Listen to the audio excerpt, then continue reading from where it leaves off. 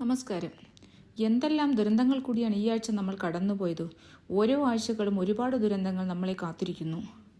ഈ ആഴ്ച കടന്നുപോയ ദുരന്തങ്ങൾ: കുടുംബത്തിലെ 2 പേരെ നിഷ്കരണം വെട്ടിക്കൊന്ന് 2 പെൺകുട്ടികളെ അനാഥമാക്കിയ ക്രൂരമായ കൊലപാതകം.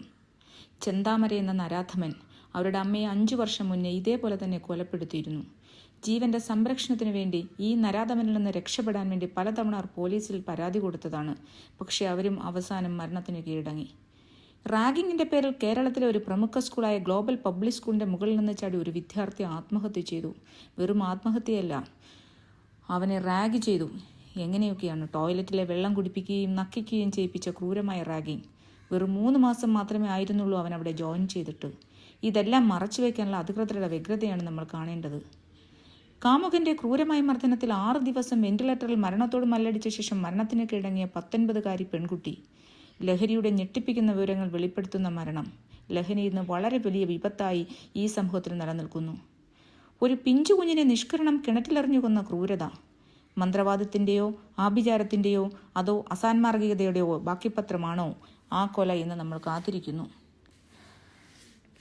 അതുപോലെ തന്നെ പോലീസുകാരനെ മർദ്ദിച്ച, അതോ ലഹരിക്കടിമയായി പോലീസുകാരനെ മർദ്ദിച്ച വിദ്യാർത്ഥി, ഇതും നമ്മൾ കഴിഞ്ഞ ആഴ്ച കണ്ടതാണ്. 8ാം ക്ലാസ്സുകാരനാൽ ഗർഭിണിയായി പ്രസവിച്ച 9ാം ക്ലാസ്സുകാരി. ഈ ആഴ്ചത്തെ സ്റ്റോറിയിൽ അതുമുണ്ട്. സഹവിദ്യാർത്ഥികൾ കൂട്ടം ചേർന്ന് തറയിലിട്ട് മർദ്ദിക്കുന്ന ക്രൂരത. നമ്മുടെ സമൂഹം ഇത് എങ്ങോട്ടാണ്? ഇന്ന് ലഹരിക്കടിമയാകുന്നവരുടെ എണ്ണം കൂടുകയാണ്. ലഹരി ഉപയോഗം കുട്ടികളിലും വലിയവരും വലിയ അക്രമവാസനയാണ് ഉണ്ടാക്കുന്നത്. കഴിഞ്ഞ ആഴ്ച നമ്മൾ എന്തൊക്കെയാണ് കണ്ടത്? ഒരു കുറ്റവാളി കുടുംബത്തിലെ മുഴുവൻ ആൾക്കാരെയും വെട്ടി. ഒരാൾ മാത്രം രക്ഷപ്പെട്ടു, മറ്റെല്ലാവരും കൊല്ലപ്പെട്ടു. ഒരാൾ രക്ഷപ്പെട്ടു എന്നറിഞ്ഞപ്പോൾ ആ കൊലയാളിക്ക് നിരാശയത്രേ. ഋതു. ഇന്ത്യൻ ശിക്ഷാ നിയമം മാറ്റി എഴുതേണ്ട കാലം അതിക്രമിച്ചു കഴിഞ്ഞു. ഇന്ന് കുറ്റവാളികളായി ജയിലിലെത്തുന്നവർക്ക് സുഭിക്ഷ ഭക്ഷണവും മറ്റ് സൗകര്യങ്ങളും. സൗമ്യക്കൊന്ന ഗോവിന്ദചാമ്പിയെ കണ്ടാൽ ബോളിവുഡ് സിനിമ നടന്മാരും പോലും മാറി നിൽക്കും. അത്രയേറെ ഗ്ലാമർ. കൂടത്തായിലെ ജോളിയെ കണ്ടാൽ പോലും തിരിച്ചറിയില്ല. എന്തിന്? ഷാരോൺ വധക്കേസിലെ ഗ്രീഷ്മ കുറച്ചു നാളായതുള്ളൂ ജയിലിൽ കിടക്കാൻ തുടങ്ങിയിട്ട്. ഇപ്പോൾ തന്നെ എത്ര മാറിപ്പോയി. ഇതൊക്കെ കാണുമ്പോൾ കുറ്റം ചെയ്താലും ജയിലിൽ പോയി സുഖമായി കഴിയാമെന്ന് അക്രമികൾ കരുതും. മൊത്തം 3 പേരെ കൊന്ന ചെന്താമര പറഞ്ഞതെന്താ? എന്നെ ഒരു 100 വർഷം ജയിലിലിടൂ എന്ന്. കാരണം ജയിലിൽ അത്ര സുഖസൗകര്യമാണ്. 100 വർഷമാണ് കിടക്കാൻ ആഗ്രഹം. നമ്മുടെ നിയമവ്യവസ്ഥയിലെ ശിക്ഷാ കാലയളവുകൾ മാനസാന്തരം ഉണ്ടാക്കാനും ഉണ്ടായോ എന്നറിയാനും വേണ്ടിയാണോ? കാരണവർ കേസിലെ ഷെറിനെ പ്രത്യേക അധികാരം ഉപയോഗിച്ച് സർക്കാർ പുറത്തിറക്കാൻ പോകുന്നു.